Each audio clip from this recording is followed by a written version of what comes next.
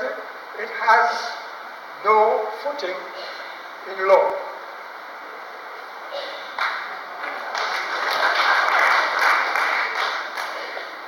There is, in the statute of Barbados, the Town and Country Planning Act, which requires the preparation and approval of a development plan for the use and development of all the territory of the island, including its territorial waters.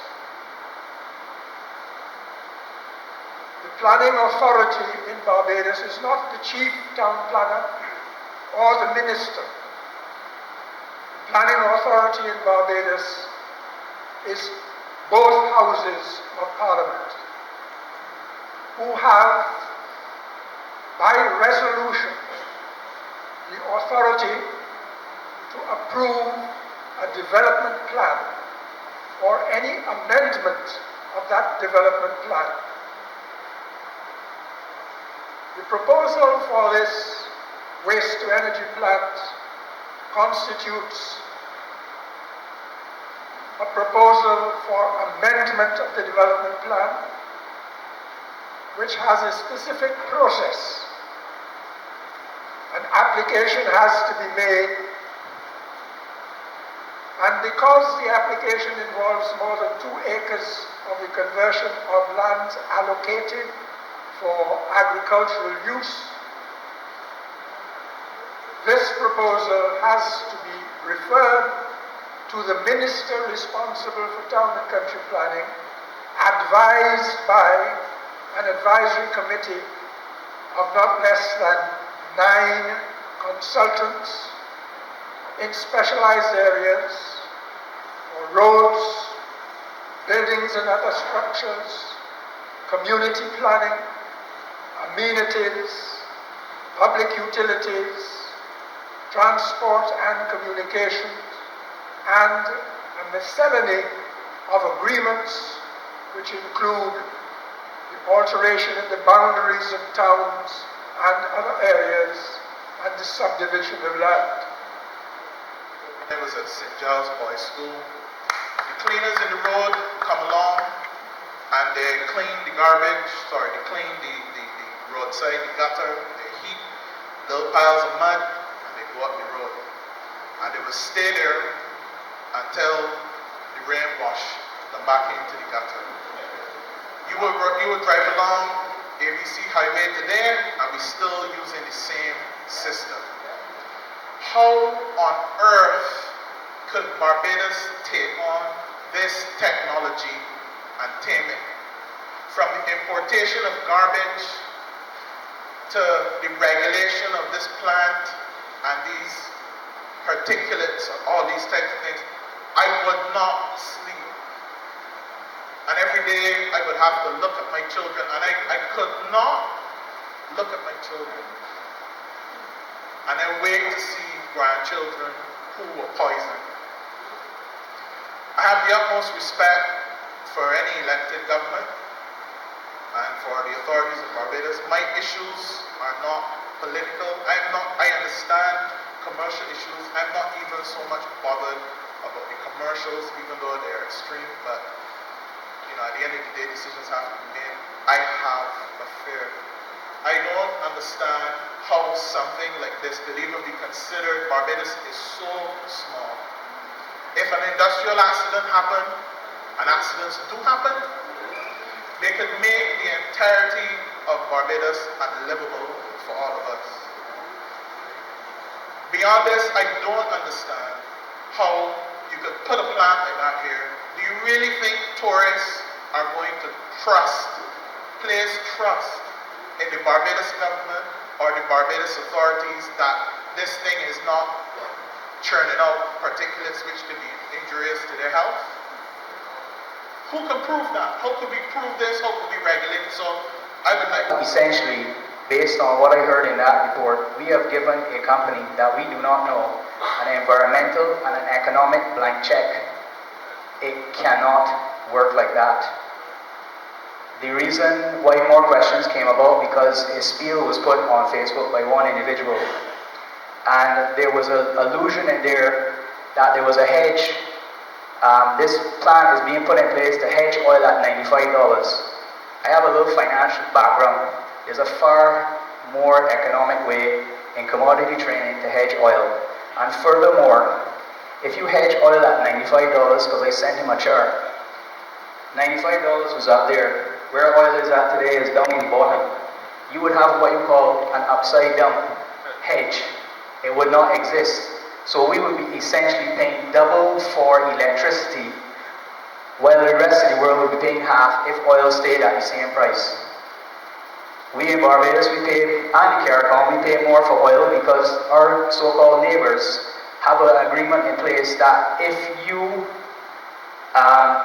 buying the commodity from CARICOM, we are charged a higher price than Trinidad sells to the rest of the world. And that's one other aspect that's not known. But when you have situations where it does not make economic sense, and you have a situation where we are now extracting $200 million more in revenue from the economy to cover an ill-conceived solid waste tax that has now turned into a land tax for $25 a ton, what is it going to be us and the rest of the economy when we have to pay $60 a ton, 2.25 more times than what we're paying now? So you will have to extract literally nearly $500 million from the economy to pay for this plant. And what I believe needs to be done, because one thing for sure, and the other thing that's actually quite funny, I don't believe, based on what's here, that I have any intention of building one plant here because it's immediately put on sale. There's a thing in insurance called an annuity. Similarly in a lottery, if you win one of those $500 million lotteries in the States, that's only on paper because that's an amount per year. When you put a present value to that, you get a check of 125, 200 million or whatever it is for that same 500 million. We're not talking gold chain. We're not talking $1 million. We're not talking $500 million. From what I understand, the annuity is $3 billion over 30 years. That's $1 billion payday for the cost of a nameplate in Guernsey, based on what I heard the leader of opposition. That piece of paper, if it was mine, will be guarded in Switzerland by the whole army of Switzerland until this comes through, because if this is true about the irrevocable contract, there's only one way out of this. They appear to not have any intention of building any plant here. They have placed it with a company called Cahill Securities.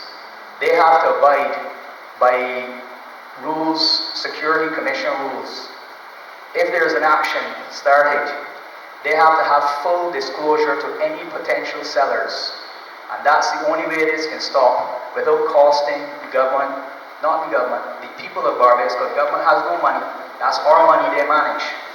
And until we put that, if we put that to these Jacob Securities and we start an action down here in whatever form, this will not go through because they have to disclose that to any potential buyer. And furthermore, we have contracted with a company, and we don't know, from what I understand, we don't even know who's going to build it, because it could be Chinese, it could be a Mexican drug cartel, it could be the Russian mafia. We have no control who is going to be building and running that. Thank you. Philippines, for example, have a seaweed industry valued over $3 billion.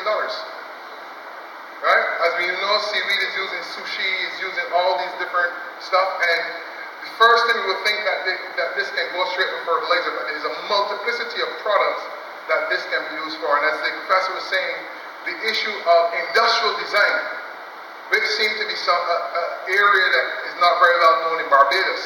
Now, I'm a European scholar, was trained in industrial design at De Montfort University. And when you come to Barbados and you say you're an industrial designer, people ask you, what does an industrial designer do? Well, we work on processes and develop new products and new innovations that make life better. That's basically what we're trying to do. Now, coming home to Barbados, and speaking specifically to the waste energy approach, there's two things technically that we got to look at. One, we only have 1,200 tons of garbage being collected in Barbados per day. 70% of that garbage is biomass, which means it can go straight into composting in the landfill. The rest of it can be easily separated and worked on. Now, the gasification process requires a constant feed of biomass. So therefore, as what we would call Selassie's the blue economy, because we are an island. We're not Australia, we're not America, we're surrounded by the ocean. So as an ocean economy, we have to determine what do we mean by development as an island people. Does development means that we take in every new innovation or every new scientific concept, or development means that we hold fast within a box that retains our ecological and environmental distinction as an island people? Everybody understand where I'm coming from? Yeah? So development may not mean that we have bullet trains. It may mean that we still have to retain the donkey, as we saw there. And by the way, the only person that have a donkey now in Barbados is Junior Hunt. We have been on the hunt for donkeys to help us harvest the seaweed, and I was told I have to go to St. Martin to import donkeys from that part of the world. We have no horses in Barbados anymore that has been trained to pull a cart or to do anything of that fashion. So as an island people, we've become so sophisticated that we've actually thrown away all of our green heritage, and we need to now recapture it.